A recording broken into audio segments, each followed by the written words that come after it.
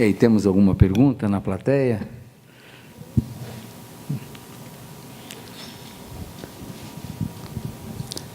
Final de meeting, o pessoal está um pouco fechado. Nenhuma pergunta para os nossos palestrantes? Uma pergunta. Uma pergunta lá? Aproveitando duas, então. Ok. Não, Ricardo, bom, aí você sinta-se à vontade, Cláudio Silva, da Lubiquem, né? Você sinta-se à vontade para você colocar para quem você acha que, para a mesa, aí, quem seria a melhor pessoa. Perfeito. Bom, minha primeira pergunta, né? Eu entendi de dados recentes da Biquim que hoje 40% da demanda brasileira está sendo de produtos químicos, petroquímicos, está sendo atendidos por importações, né? E não existe nenhum grande investimento nos próximos, talvez, nos próximos anos, né?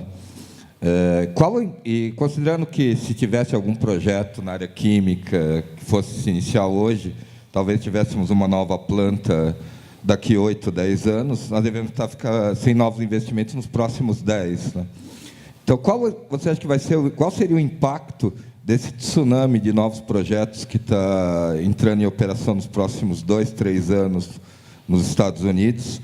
Então, está entrando alguma coisa entre 12 e 14 milhões de toneladas de produtos químicos, considerando polietileno, metanol e glicóis, né? Essa é uma das perguntas, né?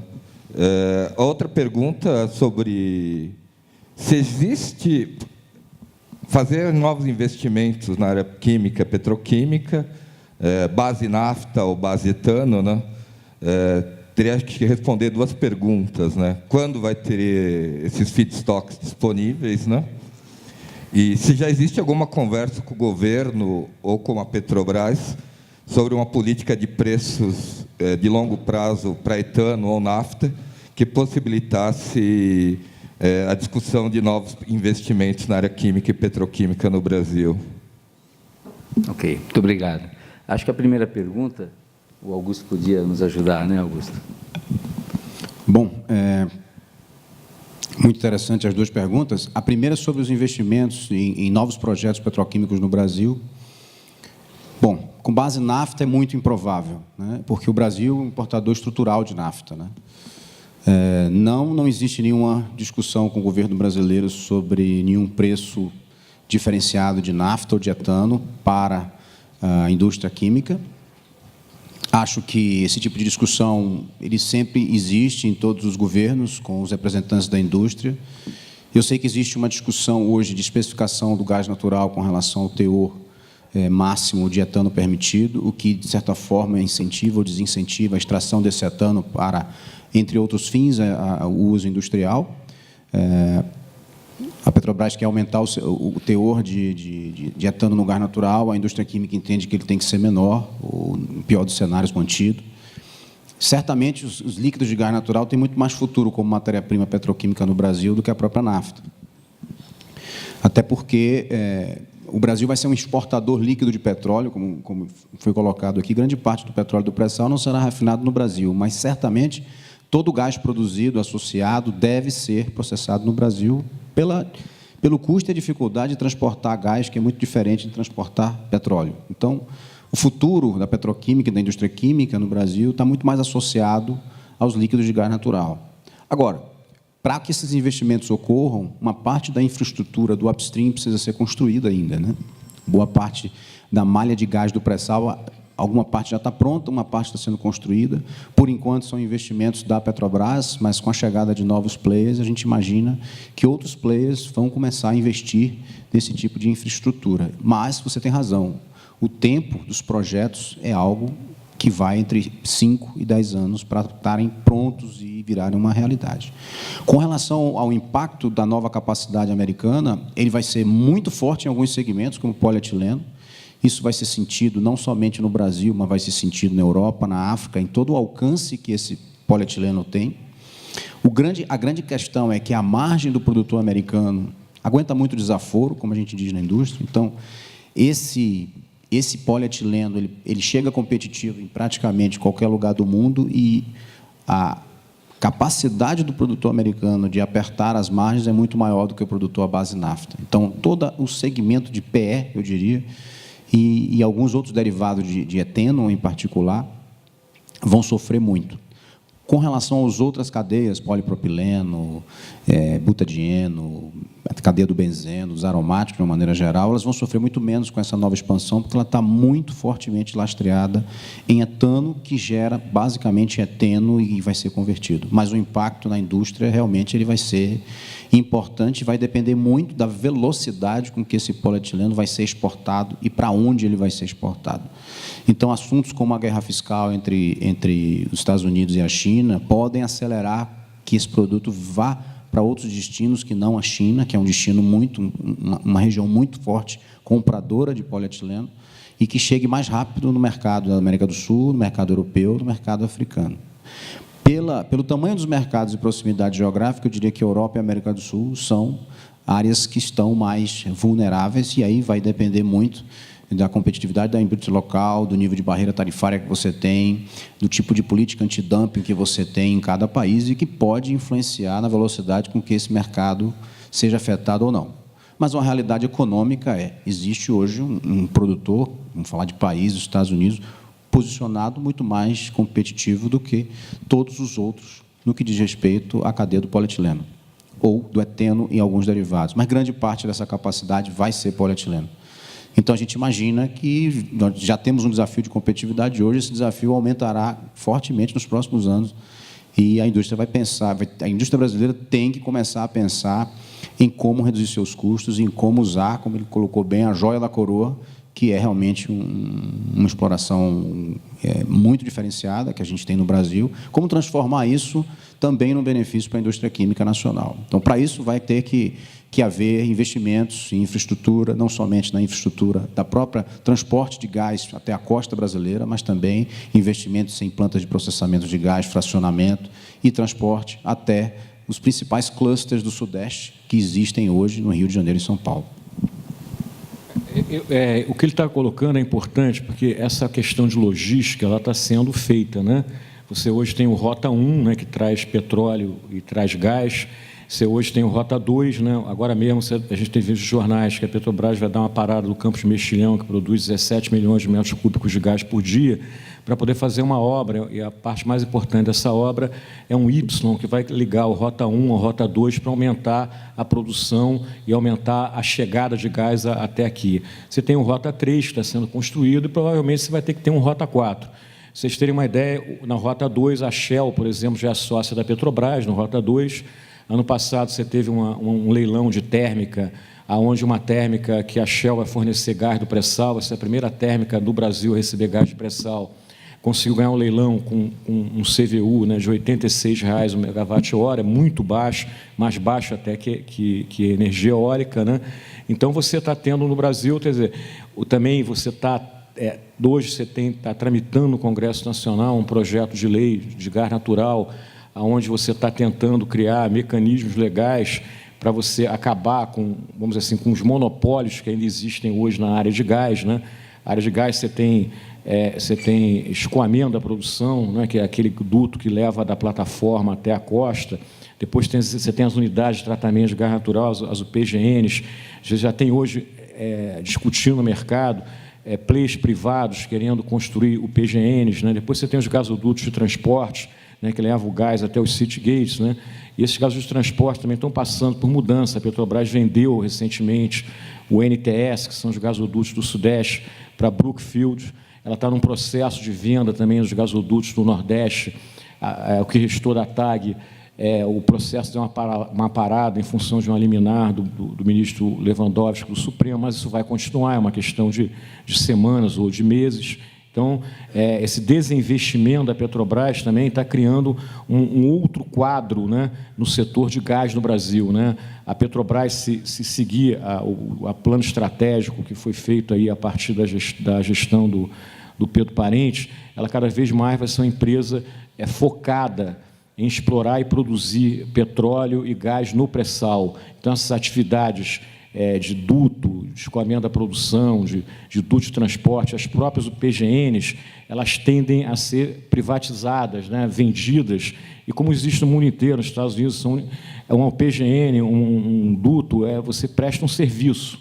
Né? Então, você vai deixar a petroleira colocar o dinheiro dela no negócio que é o core business dela, que é explorar e produzir. E aí ela paga uma tarifa para transportar o gás e o óleo e paga uma tarifa para fracionar o gás dela na PGN. O PGN, a gente sabe, nada mais é que uma refinaria. Então, um prestador de serviço. Não faz sentido você ter a petroleira investir em PGN. Isso é um business para outro tipo de investidor, provavelmente fundos de pensão. Por isso que a Brookfield comprou os gasodutos, porque é uma espécie de uma renda fixa. Então, o setor está se transformando.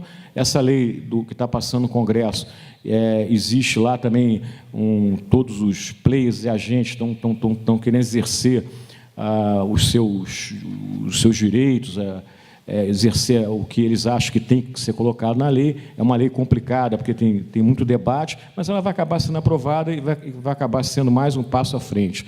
Né? Acho que o grande desafio na área de gás e óleo, também outro grande desafio para o próximo governo, é acabar com esses monopólios remanescentes. Né? O que eu chamo de monopólio remanescente? É acabar com o monopólio do refino, né, que não faz sentido um país como o Brasil ter 13 refinarias, os Estados Unidos tem 160 refinarias, não é possível que a gente não tenha refinarias no Centro-Oeste, por exemplo, que é um grande consumidor de diesel, e acabar com os monopólios na área de gás, né, que é o monopólio do escoamento da produção, que é o monopólio da UPGN.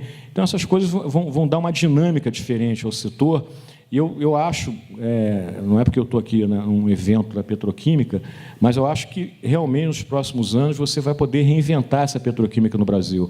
Fertilizante, por exemplo, o Brasil é um grande consumidor de fertilizante. Fertilizante, hoje, para ser competitivo, tem que ter base no gás natural, senão não funciona. A rota tecnológica da nafta já acabou, já era, entendeu? Evidentemente que a gente talvez não vai ter um gás tão barato como o shale americano, mas a gente certamente vai ter um gás competitivo. Né? E não só do pré-sal, que eu falei para vocês, na medida que o governo crie uma política diferenciada para você explorar no onshore, né? Explorar, voltar a produzir mais nas águas rasas, a produção de gás também vai crescer. A gente, no Brasil, por questões ambientais, né, porque por uma ditadura dos ambientalistas, a gente não consegue, no Brasil, por exemplo, fazer shale gas. É impossível. É impossível, porque não é permitido. Os caras não deixam fazer nada se bobear, né? Deixam fazer hidrelétrica, não deixam fazer estrada, entendeu? Então, então isso tudo é um desafio, né, que a gente tem que superar se a gente quiser. Então, eu acho que a indústria petroquímica, que passou por um declínio grande em função da mudança de rota tecnológica e em função dessa rota ir para o gás natural, e o Brasil não o produto que a gente mais importa é gás. 50%, 60% do gás brasileiro é importado, ou pela Bolívia, ou através agora do GNL. Então, a gente não pode ter essa... O pré-sal vai mudar isso. E na área de derivados também a gente tem que mudar. Senão a gente está virando o quê? Um grande exportador de óleo e um grande importador de derivados. Né? Então, se você acabar com o monopólio de refino, se tiver uma política de preços baseada no mercado, em regras de mercado, com certeza você vai ter investimentos privados em refino no Brasil, tanto para comprar refinarias da Petrobras, quanto para construir novas, porque não tem monopólio legal. Qualquer empresa brasileira hoje, desde que é autorizada pela ANP, pode construir uma refinaria. O monopólio hoje é regulatório e econômico, porque todo mundo fica com medo do governo intervir nos preços, como interviu recentemente no diesel, na greve dos caminhoneiros. É isso que impede o investimento. Mas eu acho que a gente está caminhando numa boa direção. Eu acho que os próximos governos, o próximo governo que vai vir aí, se tiver essa clareza, é o que eu falei durante a apresentação, vai fazer com que esse setor de óleo volte a ter uma dinâmica muito bacana e muito investimento, e a petroquímica volte a ter uma posição de destaque como teve no passado. Muito obrigado. Obrigado, Adriano. Obrigado, Augusto. Alguma outra pergunta? Alguma outra situação? Eu queria, antes de sair desse assunto, né? Existe hoje uma discussão muito grande na indústria química, talvez tanto o Augusto quanto o Adriano estão acompanhando, que é a questão da especificação do gás, né? Nós estamos extremamente preocupados porque, face até ao gás natural, né, da diferença entre o gás que hoje nós consumimos e que estamos começando a consumir agora, o novo gás, essa diferença de etano, né, isso está causando uma preocupação muito grande, né, nos investimentos necessários, né, que terão que ser feitos pela indústria para se adaptar, e também tem outras questões, inclusive, de sustentabilidade e tal. Eu queria saber qual é a posição do Adriano, né, que esteve lá, né, e do Augusto, né, sobre o assunto. Hoje, quando você está discutindo essa nova lei do gás, que está, como falei para você, está na Comissão de Minas e Energia da Câmara dos Deputados, é um pleito da indústria química a questão do etano, né? Acho que você tem dois pleitos grandes, o Augusto me corrige se eu estiver errado, é a questão do etano e a questão do gás como matéria-prima. São os dois grandes pleitos, né?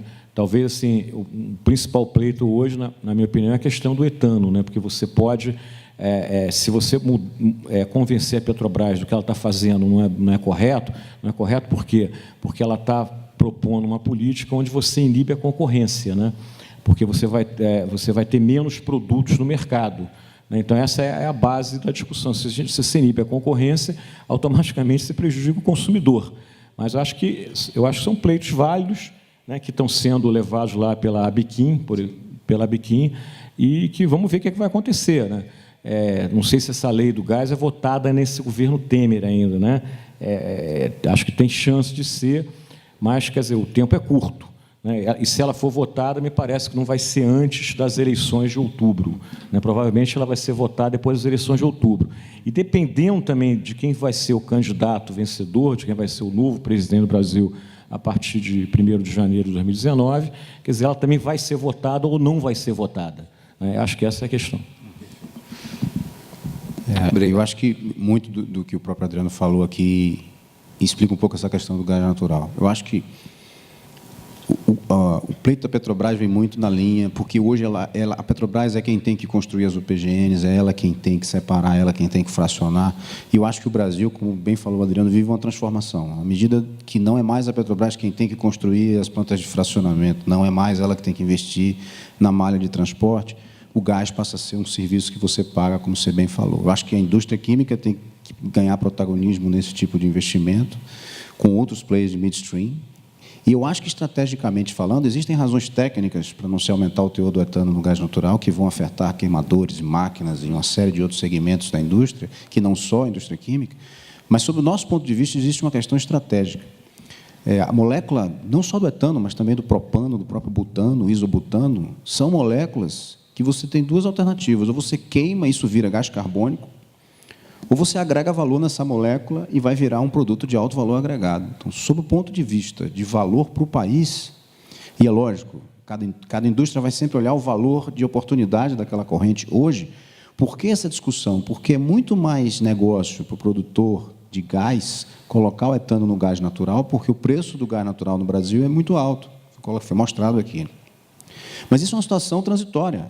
À medida que o pré-sal coloca 40 milhões de metros cúbicos por dia de gás no Brasil, esse gás vai deixar de ser importado, vai deixar de ser GNL. E vai ser um gás acessível. E esse preço vai cair.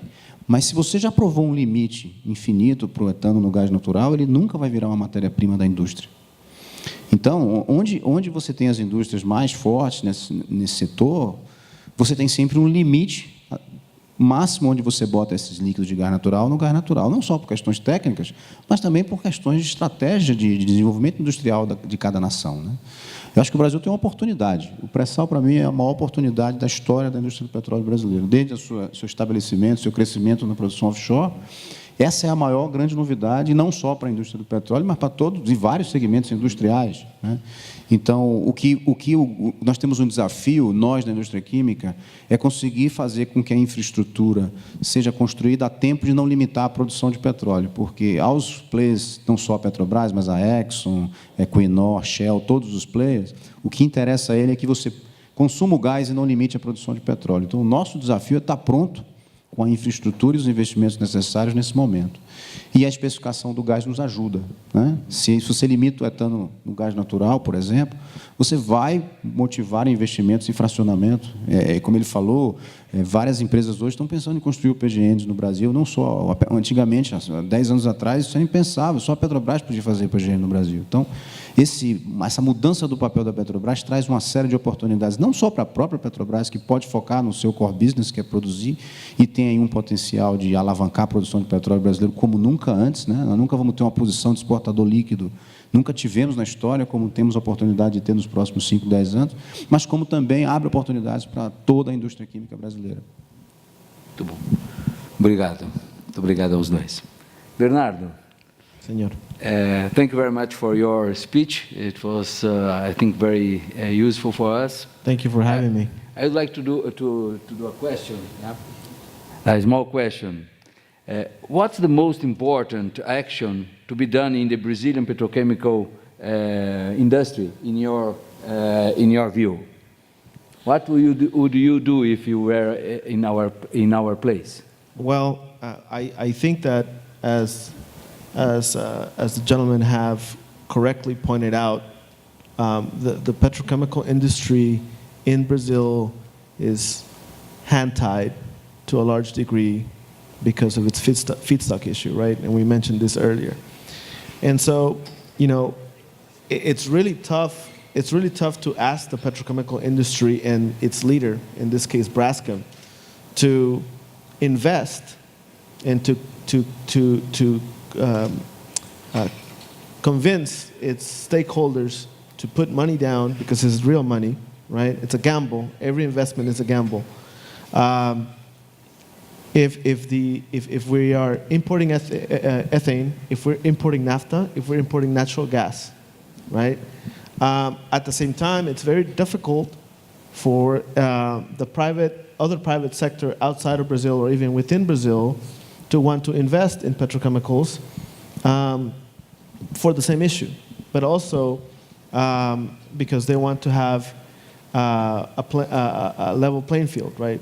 That means no subsidies, right? Subsidies scare American companies, right? It is why, for example, in Argentina, the price of gas had to go up, right? Because otherwise, no one's going to invest. Because as Isa said, you know, you need to know what kind of price you're going to be able to get, right, in order to calculate, you know, the risk in your investment. So, I think to the gentleman's question as to kind of what we can see 5, 10 years down the line, I think for the short term, I think the Brazilian petrochemical industry is going to have to look toward, you know, specialties to add value to an already valuable chain. I think it's going to have to force itself to further integrate, and a lot of that's going to have to be done through the refineries, right? Through Petrobras, for example. 4 or 5 years ago, we were talking to Petrobras, and I think they had the right idea. And this whole bottomless refinery and the full integration mantra has been there all along. It's just a matter of getting it executed. But what I notice in Brazil, in Argentina, and Mexico is that the petrochemical industry and the growth of the petrochemical industry cannot be a priority until things are sorted up upstream, right? It's the same thing with Mexico. Mexico's sitting on one of the largest shale gas reserves, you know? And over there, they fear that the U.S. might be sucking some of that gas on the Texas side, right? But it's a joke, but it's the fact that, you know, you have shale gas. Over here we have pre-salt. In Argentina we have Neuquén and Vaca Muerta, right? Yet if we do not have the investment and if we don't have the infrastructure to process this, we can't get it to the petrochemical side. So to the question of the gentleman as far as like what projects are there, I really hope Brazil proves me wrong. But right now, I would venture to say that from here to 7 to 10 years down the line, you cannot see a major petrochemical project come to life unless things change very rapidly with pre-salt, right? Yes. In Argentina, right, I don't see anything coming online anytime before 2025, 2027. And I know there's been a lot of talk, right, about Bahia Blanca being expanded. Dow is over there, has put big investments into Neuquén and the whole shale gas. But you have to build that midstream infrastructure that you gentlemen are talking about. And so, unfortunately for Latin America, this is not just a Brazil problem, it's a Latin America problem. We're hand-tied by the fact that we don't have the feedstock, and if we start importing feedstock, as you mentioned, Augusto, I mean, if we're gonna keep cracking naphtha, we're gonna have to live off imported naphtha, and that's just not competitive in the long term, right? And I hope I answered the question. I hope I made some sense, but yes, things have to get sorted upstream first. Thank you. Alguma outra pergunta? Bom. One for Mr. Isa. Congratulations for your presentation, Mr. Isa. Nowadays, what's the price difference between the crude medium sweet and to another benchmark like Brent?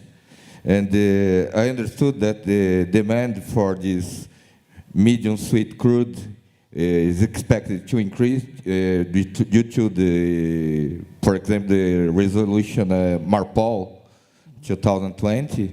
And after 2020, do you have already some expectation about if the difference will reduce compared to the difference nowadays? What should be the difference you expect after MARPOL 2020? Okay, thank you for the question. I was wondering how come nobody's talking about oil, but anyway, the first thing is, let's go back 2 years from now, okay? 2 years ago, a medium sweet from the pre-salt area going into the Gulf Coast or to China would fetch you like about $4 to $6 discount to Brent. How much, sorry? $4 to $6 2 years ago, okay? Today, it's less than $2. So to go to the Gulf Coast, you will get $2 discount. That's it, no more. Only two? Yes, only two. And in some cases, we have seen even as low as minus $1. Okay, so if you add freight to the Gulf Coast, it's going to be a premium to dated Brent. Okay, the reason is it is not just the Gulf Coast refiners. Every refinery in the world wants that kind of crude. Okay, and production is limited. And production in the west coast of Africa, like Nigeria, is not stable. Okay, Brazil is stable production. Okay, so that is why I said that this kind of crudes are going to start ruling the wave again. And it's not just MARPOL, it's also the general decline in sulfur in transportation fuels and all the fuels that we have. Okay, for a long time it was diesel that was being cut in sulfur, but now even gasoline has no more than 15 ppm. So it's as good as ULSD.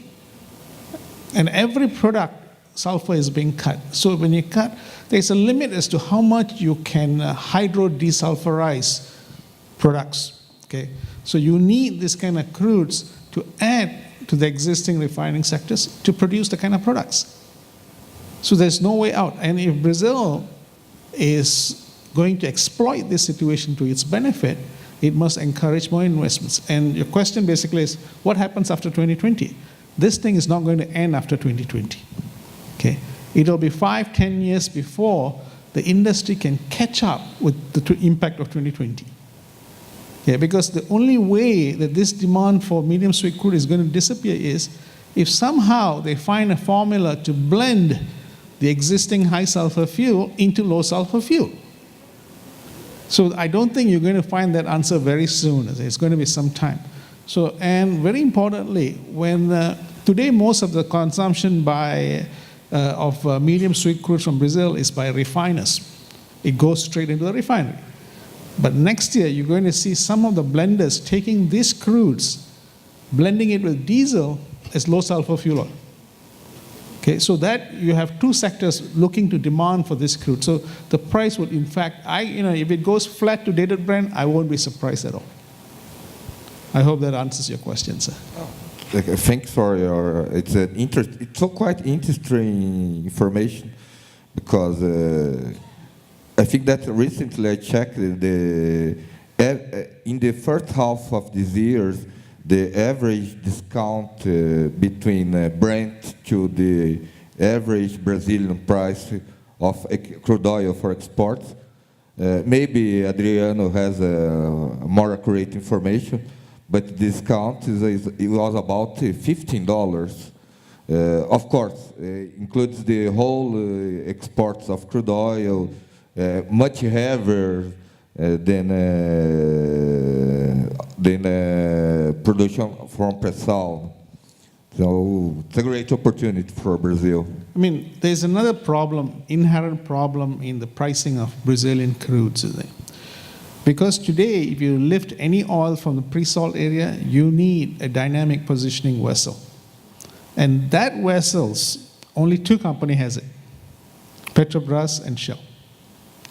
So those are the two companies that can buy any kind of oil. Even in the recent PPSA tender, PPSA was forced to give it to Petrobras. Okay? Nobody else wants to touch the oil because of this kind of obstacles to market conditions. Okay? So the government and the authorities need to really look into it and see what they can do to elevate the position. If that crude can be lifted without spillage by a normal floating FPSO, you will have everybody wanting to buy that crude. Okay? It's just that obstacles are there. It is not allowing more participation. Okay. Thank you, Isa. Mr. Isa. Thank you. One more question? Uma questão a mais? Alguma pergunta?